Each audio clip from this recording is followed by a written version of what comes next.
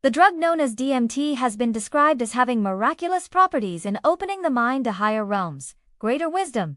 In fact, no drug can actually do this. What the DMT drug actually does is release the connective barrier between the higher mind and the normal mind-brain. Thus, the mind is flooded with information that is already stored in the higher mind. People who follow the meditative path also do the same, but it is done in a gradual, more controllable fashion, enabling the student of spirituality to retain the knowledge contained in the higher mind in a controlled fashion. It is all well and good opening a floodgate to a dam and allowing vast amounts of water to pour out, but much of it would go to waste. What is required is a controlled flow of water that can be used in domestic and commercial situations. So DMT is not a container of higher knowledge.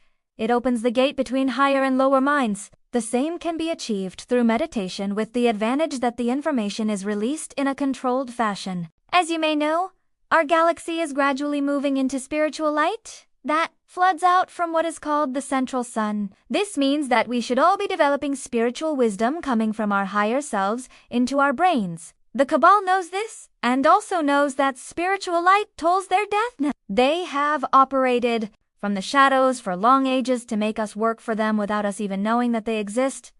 They are now being exposed. Now, I mentioned this for a reason. Your higher self may well be providing you with spiritual wisdom, but if your brain is addled with drugs, you cannot process that information. Any and all drugs will damage your brain. The Cabal knows this, and that is why they have flooded the market with all sorts of drugs and have turned a blind eye to people taking them. They want you to take drugs so that you can never comprehend what is going on. That way they continue to rule you. So, whether you take drugs or not is your choice, but at least you now know why so many people say that cannabis is harmless. It is to push you to destroy your brain. Then you remain a slave to the Cabal.